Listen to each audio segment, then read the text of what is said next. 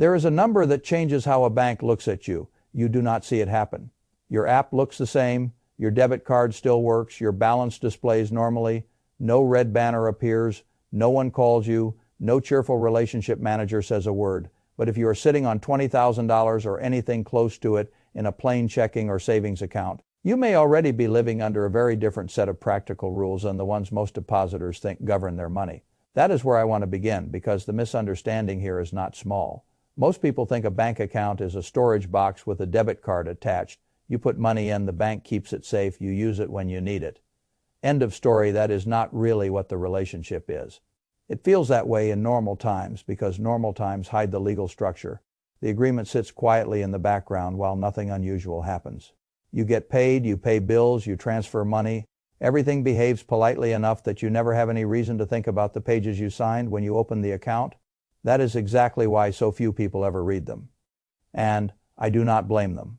Those documents are not written to be read in the ordinary sense. They are written to satisfy disclosure, protect the institution, and bury the most consequential rights inside language. Almost no ordinary customer will ever revisit until a problem forces them to. That is the real issue. The most important clauses in a bank account agreement do not live on page 1 beside the glossy promises about convenience, mobile deposit, and customer support. They live in the middle. In the dry sections, in the paragraphs that begin with phrases like subject to applicable law and notwithstanding the foregoing, that is where the power lives. The source makes another important point I agree with.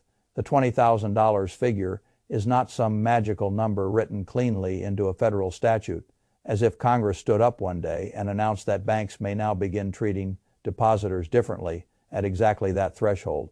That is not how it works.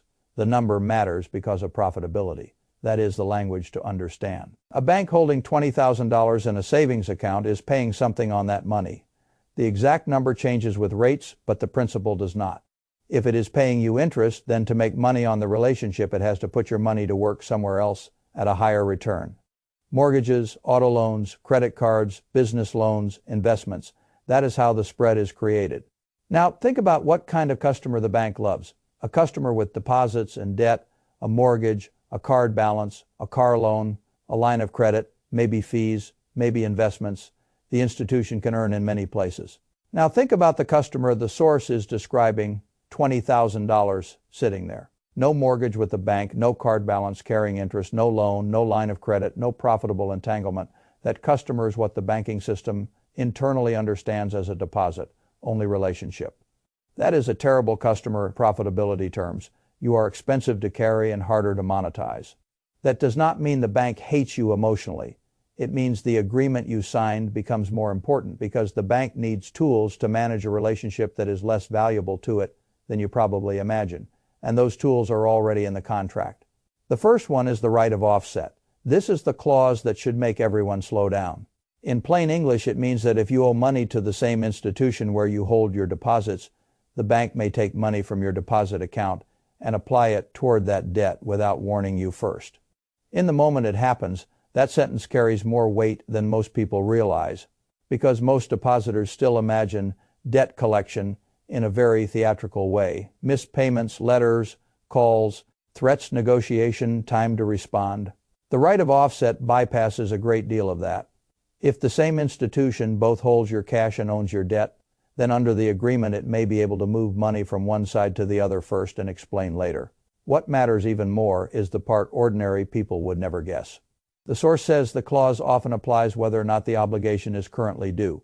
That language matters enormously. It means the bank's power is not limited to a debt already in obvious default. It can reach across the relationship much earlier than the average customer imagines. A credit card balance, a loan, a disputed amount, a current obligation. The bank may not need to wait for the exact dramatic moment the customer thinks would make such an action fair. That is the legal point. And the emotional point is even sharper. Most people still think their savings account is their protected side of the house, their safe room, their independent reserve. Then something happens and they discover the wall between savings and debt inside the same institution was never as solid as they believed. The source describes a former escalated customer service worker who dealt with these calls often enough that they were practically routine. That detail matters to me, not because one anecdote proves everything. But because routine categories of customer confusion tell you where the mental model is wrong, if enough customers are shocked by the same mechanism, then the real problem is not their surprise alone. The real problem is the gap between what they think the relationship is and what the contract actually permits. That is the first clause. The second is less dramatic at first glance, but in practical terms it may be even more frustrating.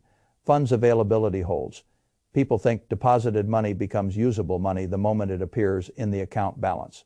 That is not always true.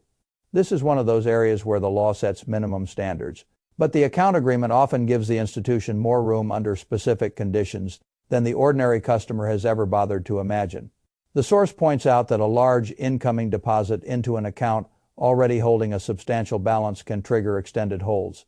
In plain English, the money appears, the total balance looks larger. The customer breathes easier because on the screen the deposit seems to have landed, but the funds are not truly available. They are visible. Yes, they are yours in the broad sense. Yes, they are simply not usable when you need them. That distinction can matter tremendously.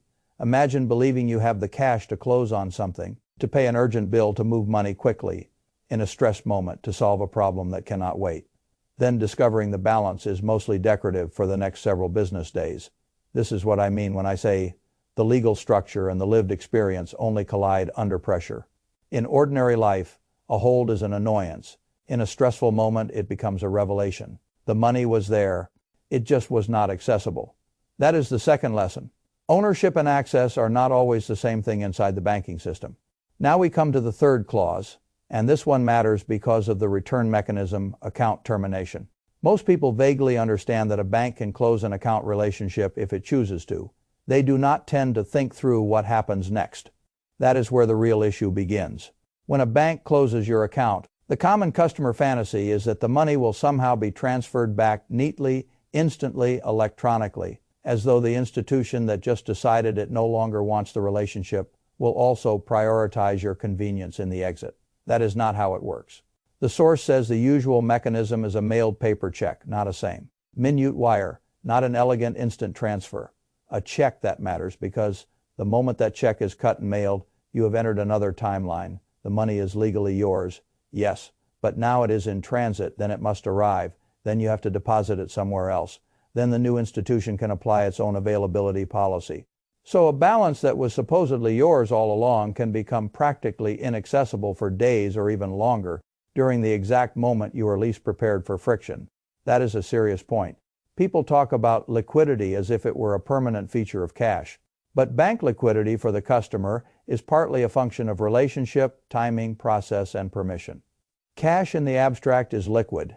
Cash inside an account governed by clauses you have never read is only as frictionless as the institution allows it to be under the conditions that actually show up. That is a very different way of thinking about my money. Now let us get to the fourth clause, because this is the one that changes the whole emotional tone of the discussion, deposit reclassification. This is not the clause that feels most alarming in a cinematic sense. It is more subtle than that. It is more institutional. And because it is more institutional, I think it carries even more weight. The source describes a practice documented in Federal Reserve examination materials for years. Overnight, while the customer saw nothing unusual, deposit balances could be moved internally between categories in ways that affected the bank's reserve calculations without changing what the customer saw in the app the next morning. That is the point to understand. The visible experience of the depositor did not change. The legal and accounting treatment behind the scenes did. That means the ordinary customer was not wrong to think the money was still there. It was there in the ordinary conversational sense. But the actual system in which that money lived had already been operating on it in ways the depositor never saw, never approved in that moment, and likely never even imagined. This is where I think the source becomes strongest. It stops asking whether the money is yours in the simplistic emotional sense and starts asking what the bank is allowed to do around that money inside the legal architecture of the relationship. That is a much smarter question, because once you see that the bank can offset, hold, terminate, and internally classify according to permissions buried inside the agreement, the account stops looking like a pure service box and starts looking like what it really is. A permission structure, that phrase matters a lot to me. People think they signed up for a service. Convenience, storage, access statements, cards, apps, those are the visible features. But beneath those features is a permission system that governs what the institution may do when the relationship becomes inconvenient, stressed, disputed, or simply less attractive to maintain. That is the real contract, not the smiling marketing page, the buried permissions. And I want to say something carefully here. This is not a call for hysteria. I am not saying every bank is waiting maliciously to pounce on depositors the moment they cross $20,000. That is not how serious analysis works. Institutions do not need villainy to create problems. They only need incentives, legal permissions, and a customer base that rarely reads the documents binding it. That is enough. The source asks the most intelligent question in the whole piece near the end. What is the appropriate amount of cash to keep at a single institution? That is the right question, because it moves the issue from fear into structure. I do not think there is one universal number for everybody. There cannot be. The right answer depends on whether you also owe the institution money, how quickly you may need access, whether the cash is being built or spent, whether you are drawing income from it, whether the account is one of several or your only buffer, whether you are close to major payments, major transitions, or periods of uncertainty. But the absence of one perfect number does not erase the lesson. Concentration of cash inside one relationship deserves more thought than most people have given it, especially if debt lives on the other side of the same institution, especially if the money is meant to be emergency liquidity, especially if you are holding it there simply because that is where it has always been. Habit is not structure. Now let me tell you what I think is the deepest danger here. Not the clauses themselves, not even the individual mechanics. The deepest danger is the mental model.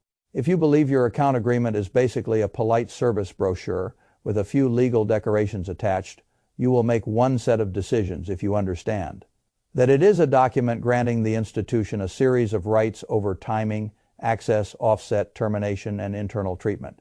You will make another. That difference in mental model changes behavior. You diversify institutions, you separate deposits from debts, you think harder about emergency funds, you read the actual clauses, you ask better questions before you need the answers. That is the real value here. Not panic precision. The source ends in exactly the right place. Go read the agreement, not the first page, not the summary. The actual sections on set-off or offset, the sections on hold periods, the sections on account closure and return of funds. Those clauses are not waiting for a crisis to become relevant. They became relevant the day you signed them. The only question is whether you discover that before the bank ever needs to use them. That is why I would rather know now. And if I am holding meaningful cash, I would rather think like an owner of risk than a customer of convenience, because convenience is what the bank sells you. Permission is what the contract gives itself. That is the line most people never notice until after it matters.